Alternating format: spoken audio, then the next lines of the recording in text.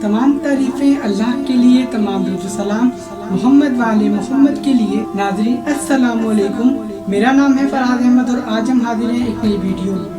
ناظرین آج میں آپ سے دو عنوانات پر بات کرنے والا ہوں۔ پہلی جو میری بات ہے وہ اس چیز کے اوپر ہے کہ جو قبرستان میں اپنے مرحومین کے لیے جا کر پڑھائی کرتے ہیں تو انہیں وہ کس طریقے سے ملتی ہے۔ دوسرا ایک ماں کا واقعہ ہے کہ جب وہ مر جاتی ہے، بیٹا قبر پر جا کر فاتحہ خوانی کرتا ہے تو ماں خواب میں آ کر اسے کیا بتاتی ہے۔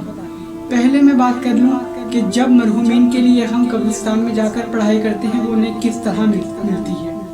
ناظرین کتاب کا نام ہے نور صدوق، صفحہ نمبر 128 پر جناب انس سے روایت ہے کہ وہ فرماتے ہیں رسول خدا صلی اللہ علیہ وآلہ وسلم فرماتے ہیں کہ جب تم کسی مردے کے لیے پڑھائی کرتے ہو تو جناب جبریل امی اس پڑھائی کو ایک طباق سمجھ لیجئے کہ ایک تشت میں وہ پھل کی صورت میں یا کسی بھی صورت میں وہ ایک چیز بن جاتی ہے، تو جناب جبریل امی اس قبر کے اندر جا کر اس مردے کو بتاتے ہیں کہ تمہارے کسی اپنے عزیز رشتہ دار نے تمہارے لیے پڑھائی کی کہ جس کی وجہ سے تمہیں آج یہ مل رہا ہے۔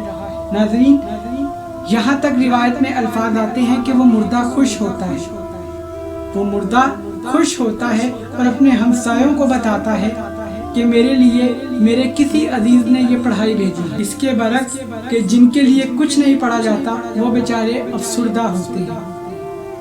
اور کتاب منازل الآخرہ میں بھی ایک روایت موجود ہے کہ سرکار محمد صلی اللہ علیہ وآلہ وسلم فرماتے ہیں کہ جو مرحومین کے نام پہ صدقہ ہے وہ احد پہاڑ کے برابر ہے، تو مرحومین کے نام کا صدقہ نام کے ساتھ نکالیں، کیونکہ اگر آپ روایات میں دیکھیں تو صدقے کی اہمیت اتنی زیادہ ہے، اگر انسان دنیا میں واپس پلٹایا جائے موت کے بعد تو وہ زیادہ سے زیادہ اپنے ہاتھ سے صدقہ دینا چاہے گا، تو اسی لیے صدقہ مرحومین کے نام کا لازمی دیں۔ اور ایک روایت میں اسی کتاب میں لکھا ہے کہ مرحوم کو جب وہ تحفہ ملتا ہے وہ بڑا خوش ہوتا ہے اور اس کا نور اتنا ہوتا ہے کہ وہ آسمانوں تک جاتا ہے۔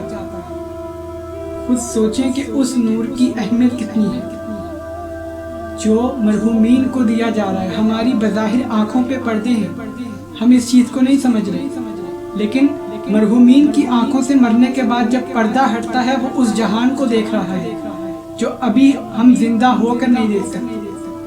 ناظرین دوسرا واقعہ یہ ہے کہ ایک ماں بہت ہی زیادہ عالمہ، دوسرا واقعہ ایک ماں کا ہے جو بہت نیکوکار تھی، بہت اللہ والی تھی، پڑھائی کرتی تھی۔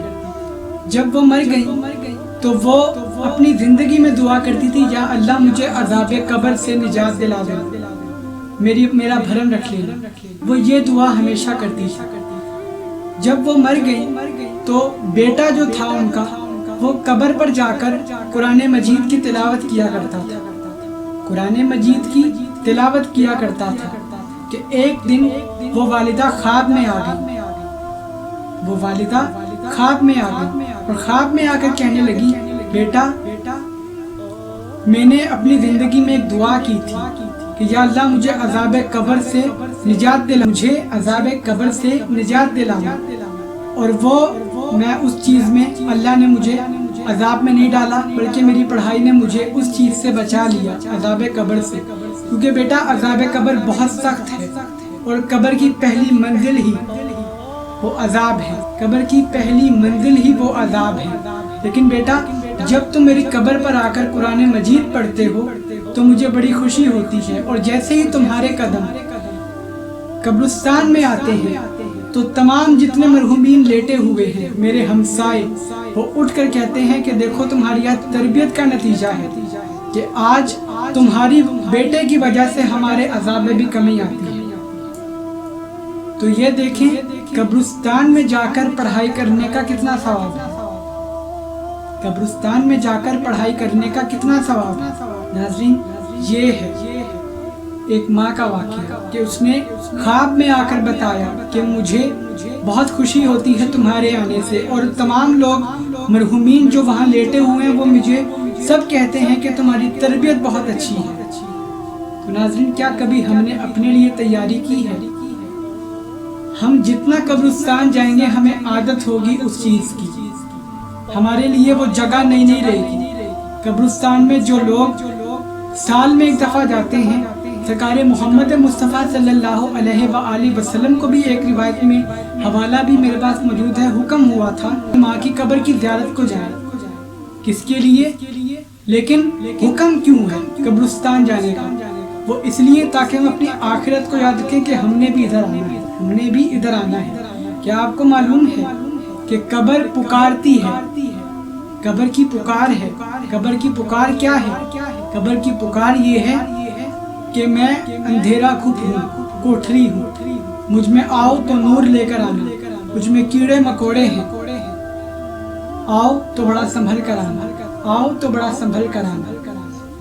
جب کوئی نیک بندہ قبرستان کی زمین پر چلتا ہے نا، تو وہ جب بندہ دنیا سے جا کر اسی قبرستان میں قبر کے اندر جائے گا تو قبر کہے گی اے بندہ خدا، میں تجھے جب تو مجھ پر میرے سینے پر چلتا تھا تو مجھے بڑی خوشی ہوتی تھی، ٹھنڈک ملتی تھی، لیکن اس کے برعکس اگر کوئی برا انسان قبر میں جاتا ہے تو قبر بھی پکارتی ہے، تم نے آنا مجھ میں ہے۔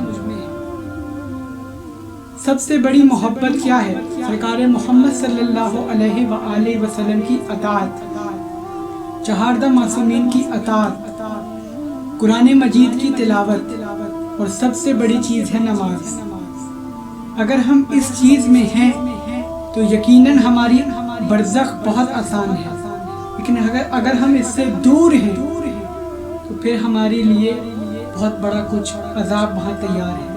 اللہ تعالیٰ ہمیں ہدایت دے، یہی دعا کرتے ہیں، اور اللہ تعالیٰ ہمیں سرکار محمد صلی اللہ علیہ وآلہ وسلم کی اطاعت کرنے کی توفیق عطا فرمائے۔